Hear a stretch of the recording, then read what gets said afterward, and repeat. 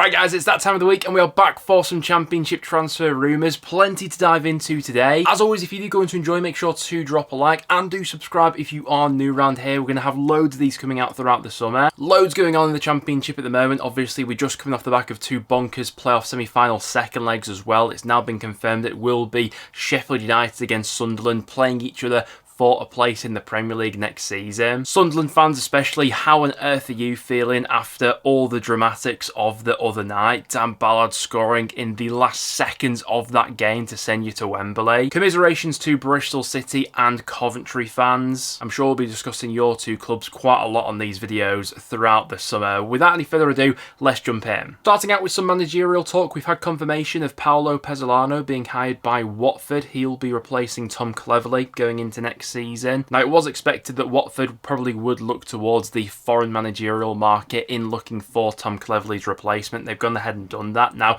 Pezzolano, fairly young in terms of managerial terms. He's only 42 years old, but even during that time, he's racked up quite a bit of managerial experience. He's been managing since 2016, had stints managing in Uruguay, Mexico, Brazil, and more recently in Spain, where he was the Real Valladolid manager. Listen, the Watford head coach role is not an easy one. Expectations there are really high, as we saw with Tom Cleverley losing his job. Ultimately, the success or failure of someone like a Pezzolano very much will depend on the factors that he can't control. We're talking recruitment, how much is going to be invested this summer, and what he's really got to work with next season. So let's wait and see. We've still got Norwich looking for a new head coach. According to the local press, though, Russell Martin isn't in contention for that Norwich City managerial role. Obviously, when it was announced that Norwich were looking for a new head coach, immediately Martin became one of the bookies' favourites, obviously with his ties to that club. But going off local reports, it appears as if Norwich have got a few other managers in mind and on their shortlist, and it seems more than likely that Martin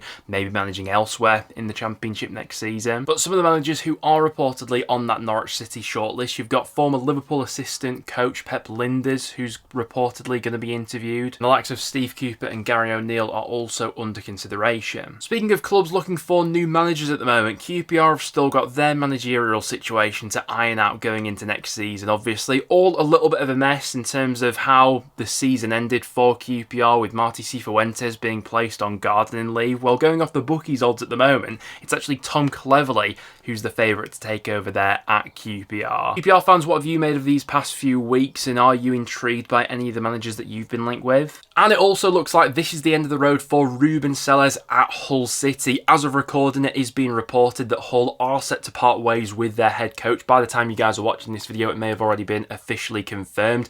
Once again, the Tigers are taking a big gamble with this one. Obviously, they came under a lot of scrutiny at the end of last season when they parted company with Liam Rosenior, and in a similar vein, actually, Ruben is definitely someone who I think will go on to another job and will do really well. Wouldn't be surprised if another Championship club picks him up.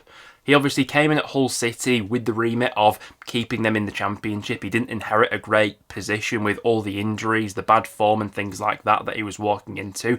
Managed to keep them up in the end, and I think a lot of Hull fans thought that, yeah, he was going to be the guy that they were going to back going into next season, but seems like they want to make a change, and they've got to make that next appointment and get it spot on. But there's some of the latest managerial talk. Now let's go ahead and jump into some transfer rumours. So probably not the sort of news that Bristol City fans want to be hearing right now, but Everton reportedly like the look of Jason Knight. Now, it goes without saying that Knight played an absolutely instrumental role in Bristol City making the playoffs. Not only did he start in all 46 of their Championship matches this season, but he played the entire 90 minutes in all of them as well. So yeah, an absolutely crucial player for the Robins, brings so much energy in that midfield. He got 3 goals, 6 assists this season in the Championship. Still just 24 years old as well, so at an age where a club like Everton still sees that potential in him to become a Premier League player. Now, the good news for Bristol City is that he is under contract until 2027, and so you'd imagine they'd be able to command a pretty hefty fee if they are going to cash in this summer, but it's one to keep your eye on right now. It's also been fairly well documented as well that Everton have been keeping tabs on Sunderland's Dan Neil as well. Now, any sort of moves for this one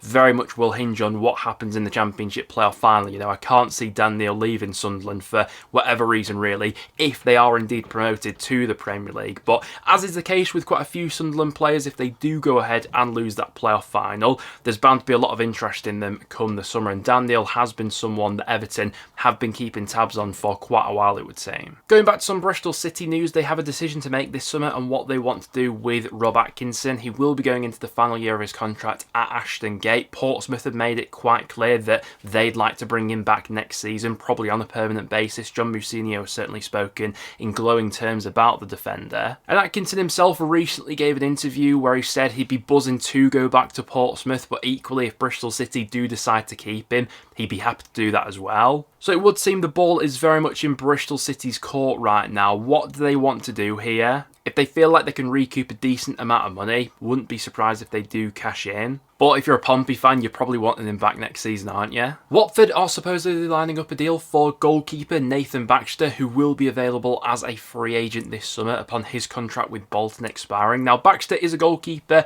that we have seen in the Championship not too long ago. He had a couple of loan spells with Hull City a few seasons ago. More recently, has been playing for Bolton. Last season, probably was regarded as one of the best goalkeepers in League One. This season, his stock has fallen a little bit more inconsistent. Few injuries, he's been in and out of that Bolton side. But it is interesting that Watford are looking to bolster their goalkeeping department, especially coming off the back of the news that we had a couple of weeks ago, where it was claimed that Watford were looking to move on Daniel Bachmann this summer as well. So maybe there is a bit in that with that Baxter link. And speaking of Watford, they've also reportedly agreed a deal to sign Peterborough United captain Hector Cipriano upon his contract with Posh expiring. So the Cyprus international expected to join Watford on the 1st of July when his contract at Peterborough does officially expire, with the midfielder set to sign a long-term deal with the Hornets. Now this one, I mean, it goes without saying, Watford are getting an absolute bargain here. He is someone who has been linked with the Championship for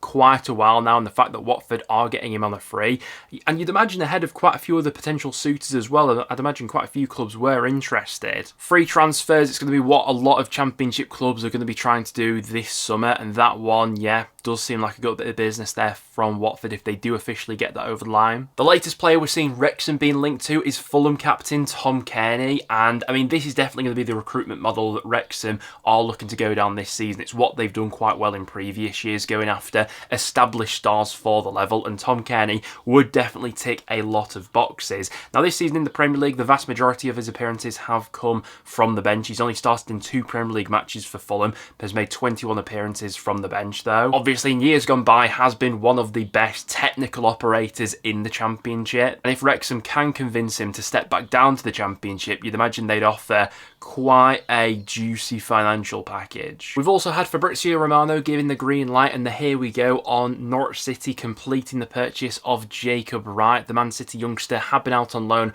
with the Canaries in the second half of the season, and involved in that deal, Norwich City did have a buy option, which they have reportedly triggered. The buy clause is worth around about £2.3 million, which, considering the player's age potential and sale value in the future, looks like a really good deal for Norwich. Not the sort of news that Burnley fans wanted to hear, but CJ Egan-Riley is set to join Strasbourg on a free transfer, with his contract at Turf Moor coming to an end. I think after Burnley did clinch promotion to the Premier League, a lot of Burnley fans were hopeful that they'd be able to get CJ Egan-Riley tied down to a new contract with the club, with them being to offer him, you know, Premier League football. But despite no doubt probably putting a pretty hefty contract in front of him, he's been swayed elsewhere, and that's going to leave a big gap that Burnley are going to have to fill going up to the Premier League this season. Now, on last time's transfer rumour video, we did discuss Lincoln midfielder Ethan Ahanon and how he'd been linked with quite a few Championship clubs. Well, since that point, Swansea City did go ahead and lodge a bid